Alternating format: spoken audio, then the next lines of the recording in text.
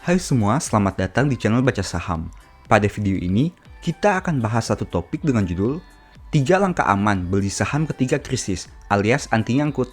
Untuk itu, simak video ini sampai habis ya, agar mendapat pemahaman yang utuh. Topik ini merupakan kelanjutan dari pembahasan beberapa video sebelumnya dengan judul Jika Indonesia Resesi Ekonomi, Saham Gimana? Nah, setelah kita mengetahui beberapa fakta dari video itu, kini kita harus membahas solusi untuk menghadapinya, terutama di pasar saham. Untuk itulah, pada topik ini, saya mau sharing beberapa tips yang bisa kamu lakukan dalam membeli saham ketika krisis. Tapi seperti biasa, pembahasan ini tidak ada jaminan kebenarannya, dan saya hanya menyampaikan dari sudut pandang pribadi. Selalu disclaimer on ya. Tanpa basa-basi lagi, mari kita langsung masuk saja ke dalam inti pembahasan. Langkah pertama, beli di titik support terdekat. Bagi seorang trader, kata support mungkin sudah biasa didengar. Mudahnya, support bisa dikatakan sebagai area yang mana diharapkan akan terjadi pembalikan arah suatu harga saham. Dari yang awalnya turun, berbalik menjadi naik. Langkah ini ternyata bisa juga digunakan semua pelaku pasar, baik itu investor maupun trader. Tujuan dari poin ini adalah agar kita tidak membeli saham di harga yang terlalu tinggi. Di samping itu, kita tidak terus menunggu, padahal harga sahamnya sudah berbalik arah dan terbang. Mudahnya, poin ini mengurangi risiko penurunan harga dan menjaga agar jangan sampai ketinggalan kereta. Karena saat krisis datang, biasanya harga saham akan mengalami penurunan yang cukup besar, meski secara valuasi sudah bisa dikatakan murah. Namun, secara tiba-tiba, harga sahamnya bisa terbang dengan cepat. Nah, untuk lebih jelasnya, mari kita simak contoh berikut ini. Ini merupakan grafik saham BRI dari Yahoo Finance. Jika kamu lihat, akan ditemukan beberapa titik support terdekat di tahun 2020. Pertama, di 24 Maret 2020 dengan harga saham 2.440. Kedua, di 18 Mei 2020 dengan harga saham 2.170. Ketiga, di 15 Juni 2020 dengan harga saham 2.900. Keempat, di 3 Agustus 2020 dengan harga saham 2.990. Kelima, di 24 September 2020 dengan harga saham 3.030. Nah, katakanlah kamu hanya membeli sebanyak 5 kali selama tahun 2020 ini, di mana saat menyentuh titik supportnya. Dengan asumsi masing-masing pembelian satu lot, itu artinya harga rata-rata yang kamu peroleh akan menjadi 2.706. Angka rata-rata ini tentu sudah cukup murah jika dibandingkan kamu membeli pada rentang harga yang tidak menentu. Jadi, pada kondisi saham BBRI, jika kamu bingung akan membeli di harga berapa, kamu bisa menunggu di 5 level harga tersebut.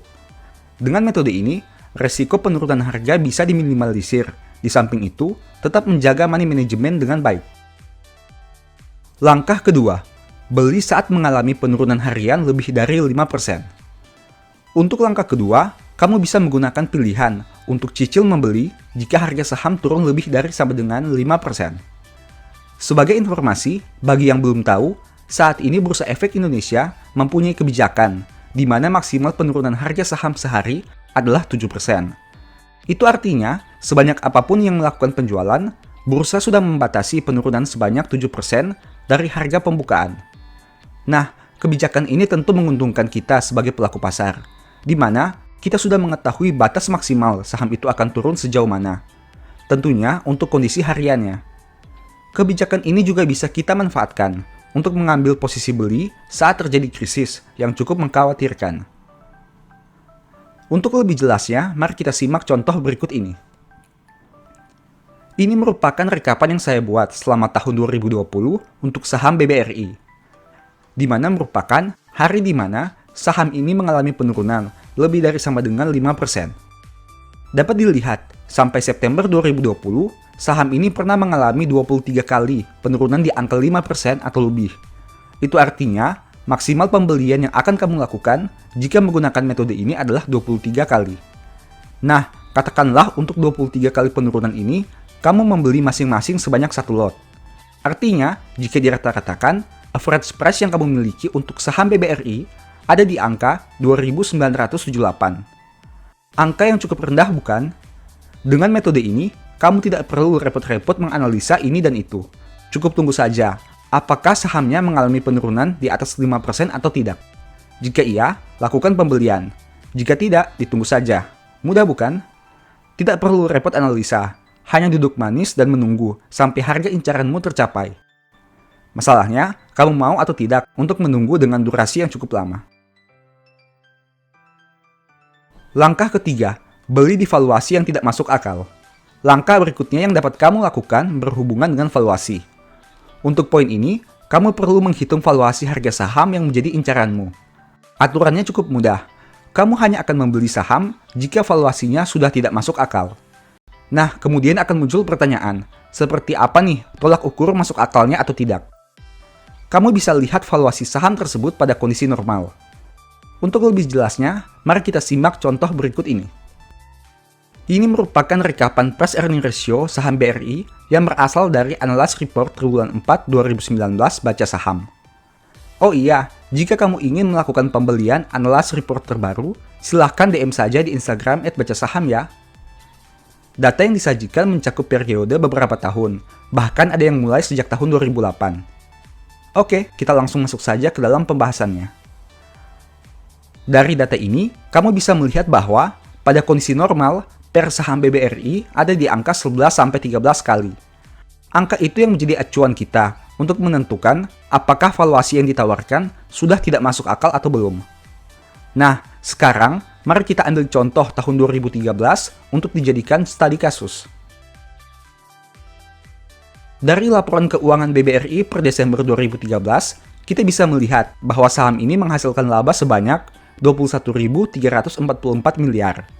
Untuk saham beredar, pada tahun 2013, BRI mempunyai outstanding share sebanyak 24,66 miliar lembar.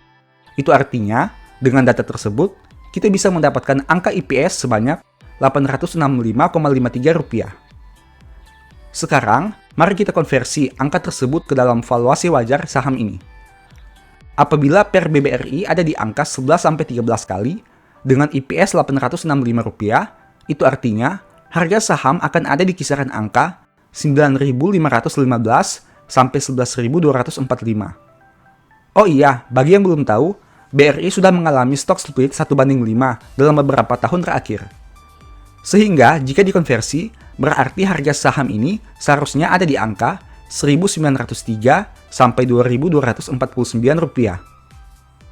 Nah, dengan patokan angka tersebut, sekarang mari kita amati pergerakan saham ini di tahun 2014 sampai 2015. Ini merupakan grafik harga saham BRI untuk 2 tahun. Dapat diamati bahwa saham ini pernah mengalami penurunan harga di bawah angka 1903 di awal tahun 2014 dan September 2015. Nah, jika kamu menggunakan metode ini, artinya pada dua kondisi itulah kamu bisa melakukan pembelian. Kenapa? Karena pada saat itu, harga saham BRI sudah berada di valuasi tidak normal, di mana di bawah PER 11 kali.